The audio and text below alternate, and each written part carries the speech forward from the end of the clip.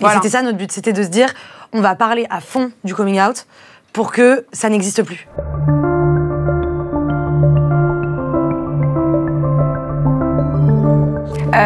Nous sommes Élise et Julia. Élise, ici présente, Julia. On est un duo créatif. On travaille à changer les représentations dans le cadre de plein de projets qu'on initie. En fait, à chaque fois qu'on fait un projet, c'est souvent lié à des histoires personnelles. On a créé un média féministe qui s'appelle Fresh pour le groupe TF1 et on se rendait compte que quand on bossait dans les médias, on pouvait juste passer des messages et notre but c'était d'avoir un vrai impact et ce vrai impact, c'est les marques qui l'ont. Du coup, on s'est dit qu'on allait aller voir les marques et qu'on allait leur bouger le popotin pour qu'ils nous aident à changer les choses et les représentations et le monde. Et ce podcast, ça fait un peu partie de nos démarches. Un jour, Julia, elle est venue me voir et elle m'a dit, Élise, oui, tous nos projets sont très personnels. Quand on a créé Fresh, par exemple, c'est parce qu'on en avait marre de ne pas avoir de rôle modèle et qu'on déprimait dans nos études et qu'on n'avait pas de meufs qui pouvaient nous inspirer tous les jours. Et coming out, c'est un peu pareil. C'est qu'à chaque fois qu'on a un projet, voilà, c'est souvent lié à une histoire personnelle, à nos histoires personnelles. Parce que comme on est meilleurs amis, c'est vrai qu'on a un petit peu la même vie et on a une vie qui se suit.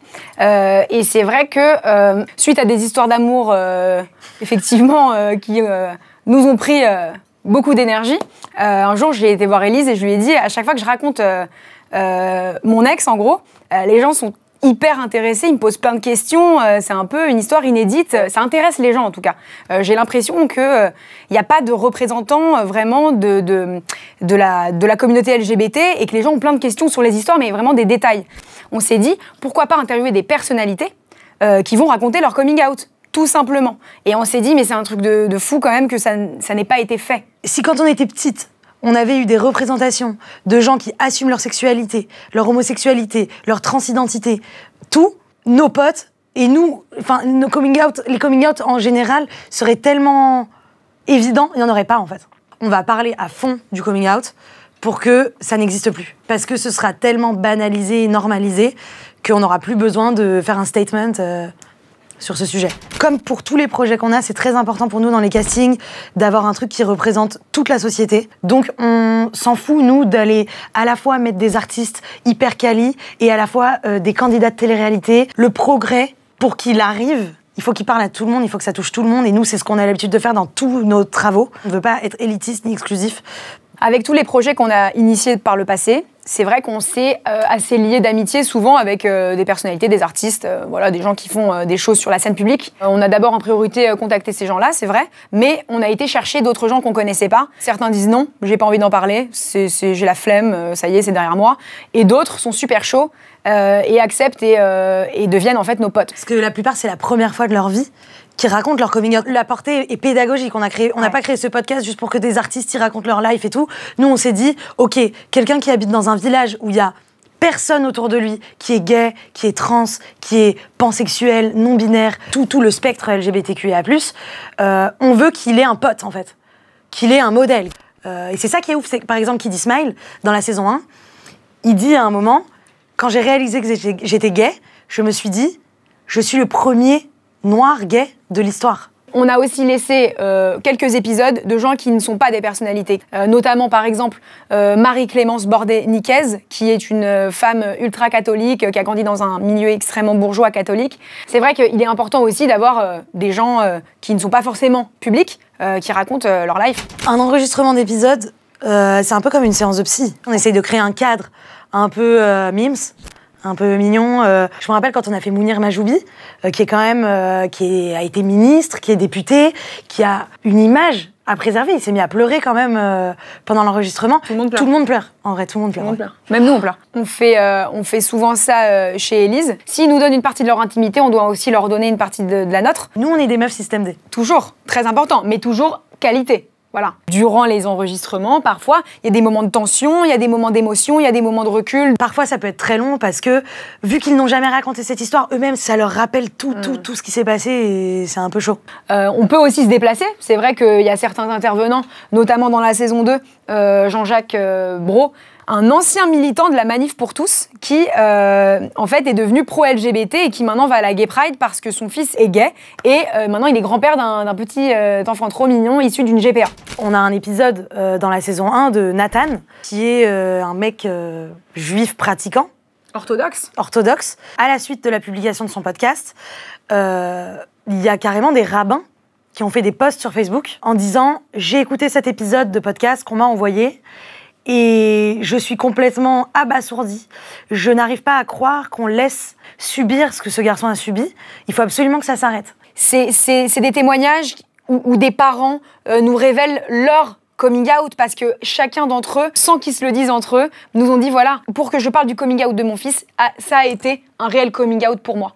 Il y a des drames dans les familles parce que leur enfant est gay, trans, bi, je ne sais, et 3 petits points. Et on se penche souvent sur les religions, parce que je pense que c'est un peu au sein des mondes religieux qu'il y a un problème avec la cause LGBT en règle générale.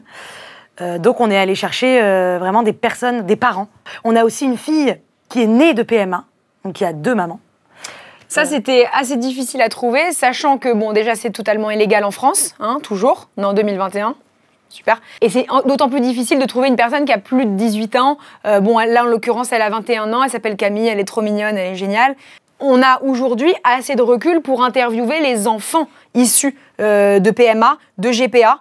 Enfin, je veux dire, ça y est, ces gens-là peuvent parler puisqu'ils sont assez grands pour le faire. Aujourd'hui, les enfants issus de PMA, et je pense dans quelques années, les enfants issus de GPA seront assez grands pour effectivement être interviewés, être interrogés. Il y a souvent, autour de ce débat de la PMA, je suis pour, je suis contre, les grands oubliés sont simplement ces gens qui sont nés, enfin ces gens qui sont concernés, qui sont nés.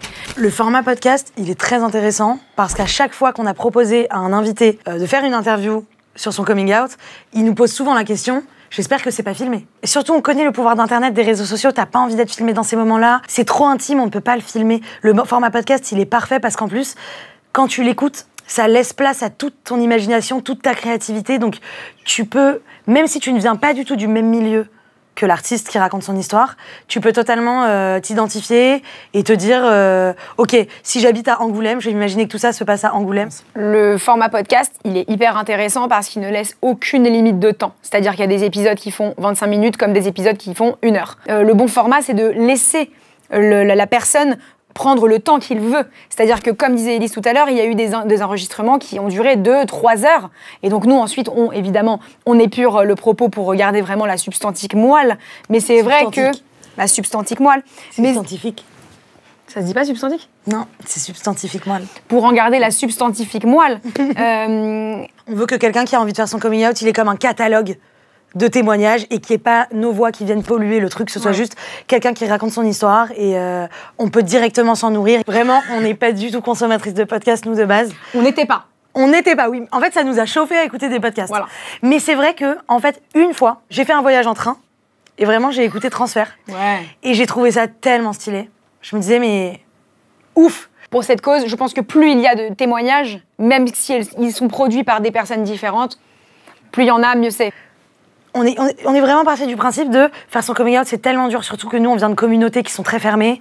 On veut juste créer des gens qui racontent leur life. Et c'est vrai qu'on s'inspire un peu des interviews qu'on faisait chez Fresh. D'ailleurs, on tient à remercier énormément déjà tous les gens qui ont soit écouté, soit partagé, soit qui en ont parlé, qui ont été sensibilisés, enfin, des personnes qui sont concernées de près ou de loin par ce podcast, on les remercie parce qu'on a reçu, mais je vous jure, des milliers de messages de remerciements de gens qui ont fait leur coming out suite à l'écoute de ces podcasts, qui en ont parlé à leur famille, c'est vraiment... Et même, on a même eu d'autres genres de messages, de mecs, moi, qui m'ont dit... Moi, avec mes potes, on se fait toujours des blagues en mode sale pédé, c'est vraiment entre mecs, c'est la base. Et ben, j'ai écouté ton podcast et je ne le ferai plus jamais. Ça, c'est les messages qui nous ont le plus touchés, c'est les gens qui sont venus nous dire, vous m'avez éduqué.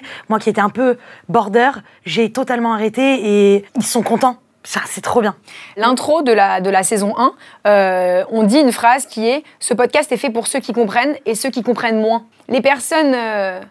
Où effectivement, on a l'impression d'avoir gagné un petit peu un pari, c'est les personnes qui ont changé d'avis. J'ai envie de faire une teuf avec eux parce que... Enfin, là, c'est le Covid, donc c'est mort, mais je veux dire... c'est génial d'avoir pu, à notre petite échelle, changer des mentalités. Ouais. Voilà, mis une espèce de pierre à l'édifice du changement des mentalités, de l'acceptation des autres. On n'avait pas du tout prévu, nous, de faire quoi que ce soit... monétiser avec ce podcast. De pécunier. De pécunier, voilà, exactement. Mais c'est vrai qu'après, il y a eu le Covid.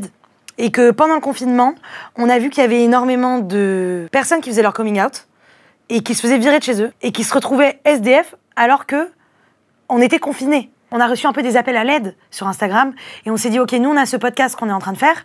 Est-ce qu'on peut pas trouver justement le moyen que ce podcast soit encore plus utile qu'il ne l'est? C'est-à-dire, non seulement on va faire des témoignages utiles pour les gens, mais en plus, grâce à ça, on va aller donner de l'argent à des assos. Nous avons fait un don de 20 000 € au Refuge, association LGBT qui héberge des jeunes virés de chez eux à la rue, quoi, en fait. Ça nous a fait aussi travailler sur nous, nos propres identités à nous, qu'est-ce qu'on est, quel genre de questions on pourrait se poser. Je pense qu'on se pose beaucoup de questions sur notre identité. Ah ouais, ça, en tout cas, ça a réveillé beaucoup de choses en nous. Et ça a été parfois très, très dur. Des femmes qui vont assumer de dire qu'elles sont lesbiennes, publiquement, ça n'existe pas vraiment. Il y en a très peu. Parce qu'aujourd'hui, assumer un truc comme ça te fait perdre beaucoup de choses dans le taf. Et ça, de découvrir ça, ça m'a glacé le sang. Parce que beaucoup d'actrices nous ont dit, quand on les a contactées, écoute, moi, si je revendique que je suis lesbienne, je perds mes rôles. Les garçons, les acteurs qui font leur coming out, souvent, perdent les rôles hétéros dans les films. Dans la saison 2, il y a Fatima Das, qui est une autrice de livres géniale. Enfin, bon, le podcast est ouf. C'est vrai que c'est une autrice qui parle de lesbianisme dans son livre. C'est-à-dire que quand on est un artiste, si on ne parle pas du fait d'être lesbienne ou du fait d'être gay, on est totalement invisibilisé. C'est souvent les lesbiennes qui parlent de lesbianisme qui sont out et qui sont visibles. Mais celles qui, en fait, juste sont actrices, simplement boulangères, je veux dire, qui sont juste femmes et lesbiennes, mais ça, c'est dans leur vie privée. Si elles ne parlent pas de lesbianisme, elles sont totalement invisibles. Ce qui nous a fait du bien, déjà, c'est de se sentir moins seuls, même nous. De recouper les histoires des autres avec peut-être nos histoires, avec nos expériences personnelles, avec les expériences personnelles de nos amis. Si nous, qui sommes effectivement celles qui interviewent, on se dit « moi aussi, j'ai vécu ça », j'imagine même pas toute l'audience, en fait, qui va se dire « mais moi aussi, comme moi, j'en suis, en fait ». Je pense que ce podcast aussi est fait pour que les histoires d'amour soient de plus belles histoires d'amour, soient de meilleures histoires d'amour. Oui, c'est ça qui nous a fait kiffer. En vrai, c'est d'écouter des histoires d'amour, c'est après recevoir l'amour des gens. Les gens qui nous ont remerciés, qui ont trop kiffé, qui ont fait leur coming out grâce à ça. Les parents qui nous ont dit que grâce aux témoignages qu'ils ont écoutés, ils allaient être beaucoup plus indulgents avec leurs enfants. Ma famille est une famille un petit peu forcément issue d'un... Voilà, orientale... En tout cas, issu d'un héritage judéo-chrétien. J'ai 25 cousins germains, clairement. C'est des vrais cousins germains. Il n'y en a pas un qui est gay, effectivement. Donc je pense que, oui, j'ouvre un peu la voie dans cette famille-là. Donc là, on parle vraiment d'un entourage proche. Donc dans notre entourage, le fait que les gens se disent oh, elle parle de sexualité homo, et en plus, les gens y kiffent, c'est-à-dire que c'est pas si grave. D'être ça.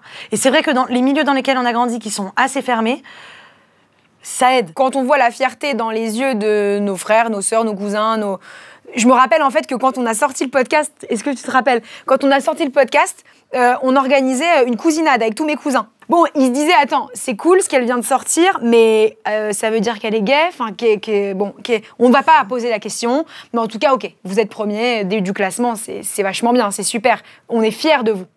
On va pas vous poser la question, mais on est fiers de vous. Mais nous, notre but, c'est vraiment d'avoir un impact là-dessus, dans les milieux les plus fermés, les plus religieux, là où les gens se suicident, en fait. Moi, dans ma famille, j'ai assisté à des drames à cause de choses comme ça, et je pense que ça... Les gens doivent apprendre de ces expériences et on doit grandir, là, on doit évoluer. Ça y est, on est en 2021 et il faut que tout le monde soit heureux et vive une vie paisible. Peut-être que le jour où on n'aura plus besoin de faire ce podcast, qu'il n'existera plus, ça voudrait dire que la mission sera accomplie, que le monde aura changé et évolué assez pour que le coming out n'existe plus.